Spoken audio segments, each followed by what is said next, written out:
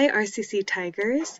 I wanted to share with you a brief introduction to essay structure. And so you'll see here on the screen that I have a diagram of the classic 5-paragraph essay. In college, the 5-paragraph essay is probably the shortest essay you will do. And the way to expand it is to have more body paragraphs. Beyond that, you need a thesis statement that can sustain a longer argument as well.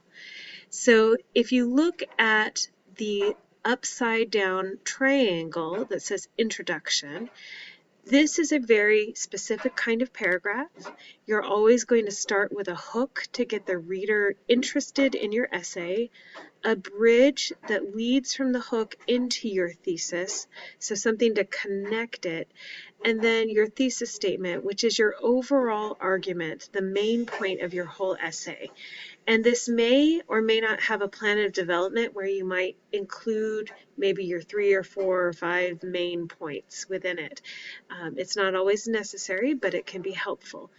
The reason I have the triangle upside down is you want to think you start broad with getting your reader interested in an overall idea, and then you narrow down to your main point. After the introduction, you're going to have body paragraphs, and like I said, you might have 3 body paragraphs, but you may have 4 or 5 or 6 or 10 body paragraphs or more. And the idea with the body paragraphs is they have a sort of repeated structure. They begin with a topic sentence, which is kind of like a miniature thesis for the paragraph. It's the main idea of the paragraph, but it's also supporting your thesis statement. And so if you were arguing that pineapples do not belong on pizza, or if you're arguing that pineapples do belong on pizza, your topic sentence would be a main reason for that. So maybe you don't like the texture, and so you could say your topic sentence might be pineapple makes pizza soggy, right? That would be a supporting point. And then you would give evidence to prove that. But if you do like pineapples on pizza, you might argue that the juiciness of the pineapple is a good texture for all the greasiness of the pizza. And so either way, your topic sentence is going to support your overall argument.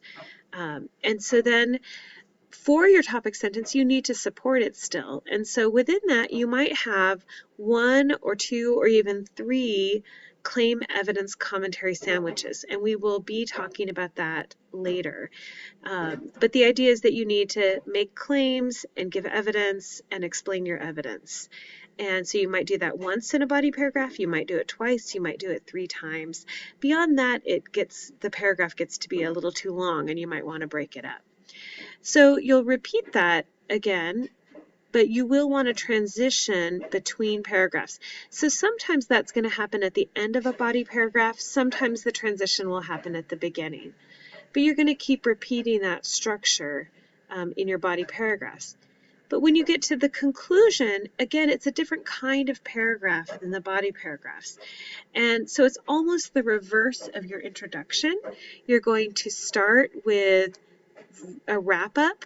That's where you restate your thesis and you summarize your main points. So you're really reminding your reader what you argued throughout, so that they can really see what your main idea is as opposed to your supporting ideas. And then you're going to end with what we call a so what. This is where you end with a satisfying conclusion that reconnects to the readers. And finally, that's going to be broadening out again. So you start with that narrow main idea and then you broaden out again. And so this is our overall view. Now I wanted to show you this in an outline format. So you'll be working on this at the Writing Center and you might be writing outlines for future papers. So for our Writing Sprint 0, I asked you to summarize Carol Dweck's Brainology. So that could be your hook. Then your bridge would be connecting it to your thesis. So Brainology is about all students, but then you're going to narrow it down a little bit to you. And then here's my thesis statement. So my thesis is what began as one of my worst educational experiences became one of my best, and in the process helped transform my mindset in ways that have helped me succeed. Then for the body paragraphs, I want to break that down a little bit.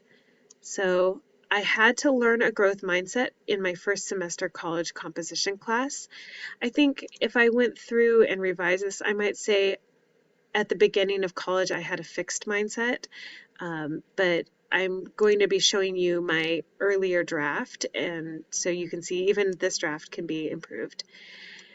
And so my supporting point is that being challenged in my English class revealed that I had a fixed mindset. And my evidence is going to be the story about the first day of class. Now you'll notice I have complete topic sentences, but the rest of my outline is just phrases to help me remember what I want to write later. My body paragraph 2, my topic sentences, little by little though, my understanding of my professor and of my writing skills began to shift for the better. And then my supporting point is that it helped me to improve when I realized my teacher believed that I could improve. And my evidence would be describing my meeting with the professor. Now, I'm going to tell you I have a sample. I think that I could have described that meeting in greater detail than I did. So I have a draft I'm going to share with you, but that draft could improve. My third body paragraph is that the mindset I learned was as important to my success in school as my starting set of skills and abilities.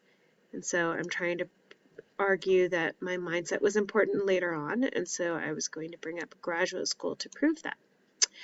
And then in the wrap-up, I started with the idea that all skills need to be challenged or they atrophy like muscles do. And then my so what is going to be what I want out of this class this semester. So I'll show you that I had a sample paper that I wrote. Now, Michie Okamura is me. Actually, it's my middle name and my name before I got married. But I wanted to show you what it looked like if it was a different person's name. So Michie Okamura is my alter ego.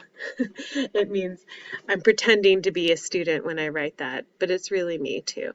But you would, if you were doing MLA format, you would write your name, then your instructor's name, the class, the date, you would go day, month, year, you'd have a centered title, and then you'll notice that I indent the beginning of every paragraph.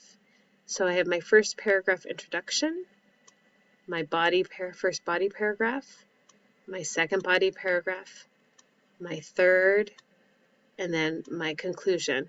And this was more than 500 words. It was 640 words, but I wanted to give you a sense of how I would approach the same essay. And so I'm not going to read it to you here, but I will be sending it to you and giving you a link to this. So I hope this gives you at least a general introduction or review for those of you who have learned this before of what a 5-paragraph essay typically looks like and how it's structured. And we'll be building on this as the semester goes on.